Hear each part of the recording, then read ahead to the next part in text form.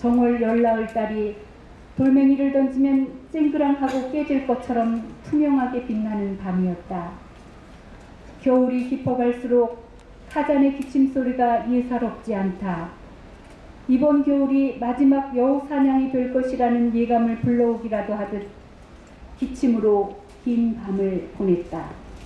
그는 쇠자는 몸을 이끌고 밤늦도록 낡은 엽총을 손질했고 내일 독수리에게 줄 특식도 마련해서 가죽 부대에 담았다. 타잔이 젊었을 때부터 베로쿠치로 살아온 것은 아니었다. 그는 40이 넘도록 노총각 신세를 면치 못하고 양떼를 몰든 차반으로 살았었다. 계절마다 초지를 찾아 떠돌던 그에게 여자 만날 기회가 주어지지 않았다. 늘 낯선 곳에서의 잠자리는 춥고 두려워 남성으로서의 생리기능까지 쫄아붙게 했던 젊음이었다. 별들이 총총했던 어느 가을밤, 그는 이때껏 경험하지 못했던 어둠의 뒤편을 보았다. 그날로 천막을 걷어 마을로 내려왔다. 그리고 입을 굳게 다문 채 베로쿠치 훈련에 들어갔다. 이미 차반 시절부터 늑대나 여우가 다니는 길목을 훤히 꿰고 있던 터라 남다르게 사냥 훈련에 재능을 보였다. 이것은 제가 그 연작소설 봉인된 시간 2에 썼던 소설의 첫 대목입니다. 그러면 봉인된 시간 1에 썼던 첫 대목을 우리 박초희 선생님이 한번 읽어주시겠습니다. 지금 랍샤에겐 톱스루 가방조차 버거웠다. 한 발짝 떼놓기가 1000분이나 되는 듯 발걸음이 무겁다. 꼬박 사흘을 걸었으나 사람은커녕 나무 한 그루 볼 수 없는 백색 지대를 헤매고 있었다. 이따금 위협적으로 날개를 펼쳐 랍사의 머리 위로 선회하는 독수리만이 유일하게 움직이는 물체였다. 오늘 해가 떨어지기 전에 인가를 찾아들지 못하면 그는 꼼짝없이 독수리밥이 되고 말 테다. 칼빛을 뿜어내던 알타이의 백색 줄령들이 서서히 황금빛으로 물들고 있는 시간이었다. 랍샤는 갈탄을 실은 트럭을 얻어 타고 사흘 전에 이곳에 도착했다. 옹구다이로 가는 갈림길에서 내렸을 때까지만 해도 눈에 익은 지형이었다. 그곳 상거리에서 동남쪽으로 12km를 내려가면 커다란 돌무지 2개가 나란히 솟아있고 거기서 30여 분 거리에 침략수림으로 둘러싸인 호수가 나올 것이다.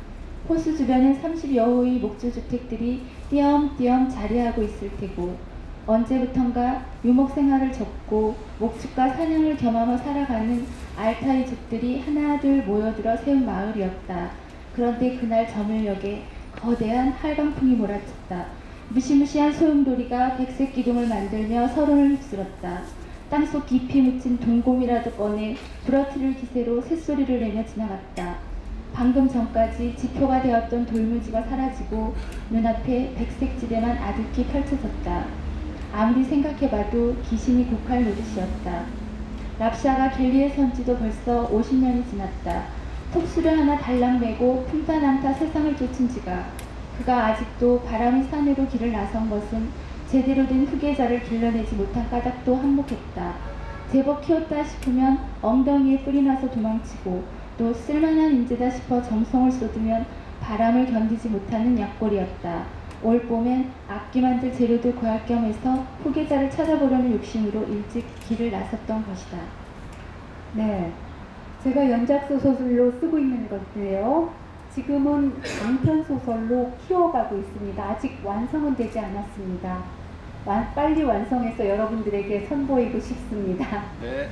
네. 그럼 직립한 인간이 걸어온 발자취, 그 인류사의 깨진 조각 한 부분이 제 관심 분야입니다. 글을 쓰다가 책을 읽다가도 가끔씩 떠오르는 게 있었습니다. 그게 문명의 시원이었습니다. 하지만 전문가도 아니고 학자도 아닌 저같이 단거충이가 할 수 있는 것이라고는 고작 이런 소재를 소설 속에 뿌려넣는 정도였습니다. 그래서 고고학 탐험가를 주인공으로 내세워 문명의 시원을 찾아가게 하거나 또 원시 인류의 이빨이나 손끝 흔적을 찾아내는 것을 재미로 삼아서 소설 속에 뿌려넣습니다.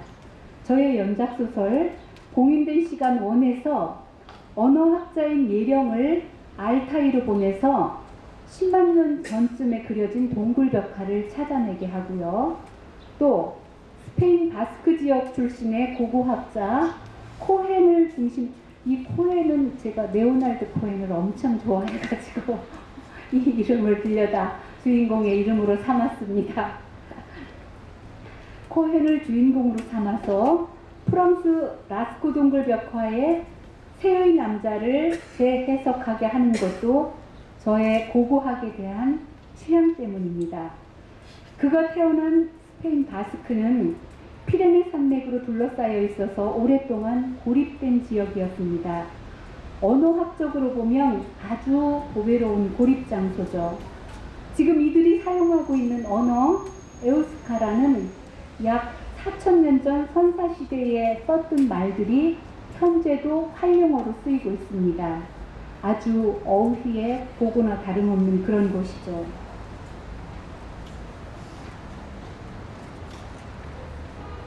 이 그림 한번 보시겠습니다. 라스코 동굴의 새의 남자인데요. 이 그림은 약 15,000년 정도 전에 그려졌던 동굴 벽화입니다. 이 동굴 벽화를 보면 그때 당시 이 사람들이 언어가 없다고 할 수 있겠습니까? 문학이죠, 이거야말로 정말. 예. 그러면 제가 제 소설을 다시 또 이어가겠습니다. 하와이 대학 예령은 다시 짐을 꾸렸다. 알타이로 가기 위해서였다. 50만 년 전 지구에서 멸종되었다는 고인류와 현생인류 사이에서 끊어졌던 고리를 이어줄 새로운 종의 인류 화석이 유라시아에서 발견되었다는 소식을 접했기 때문이다. 국제 사이언스 저널지에 실린 기사를 보고 예령은 안달이 났다.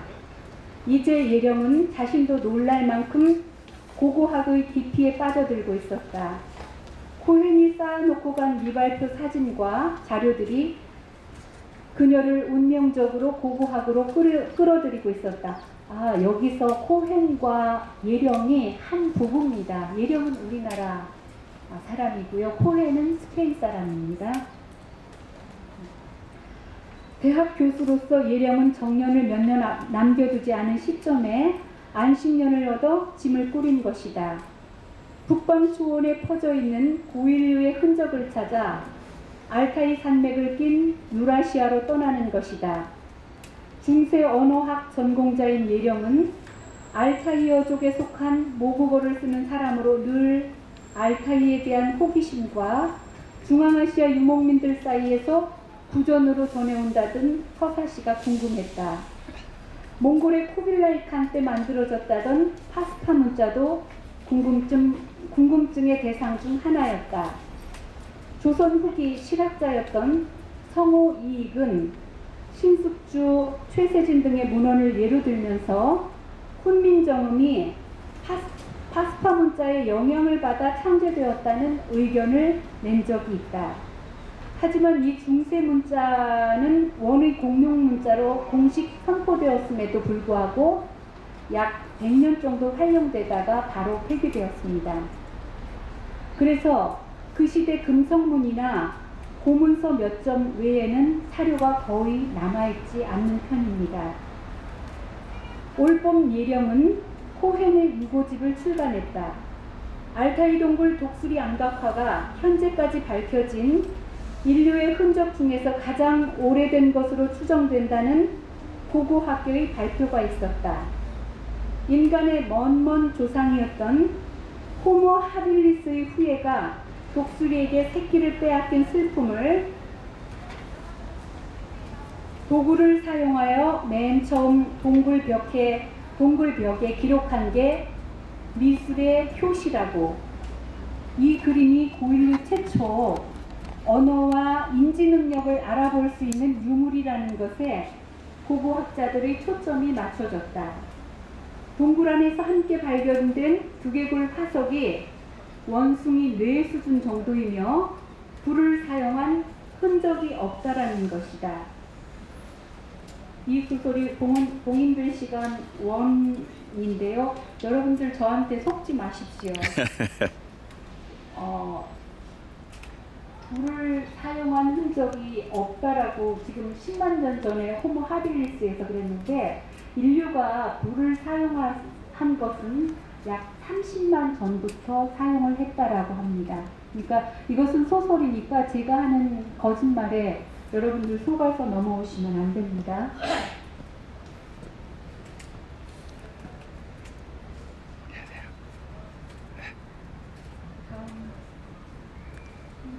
예령은 갑작스레 고국에 불려오게 되었다.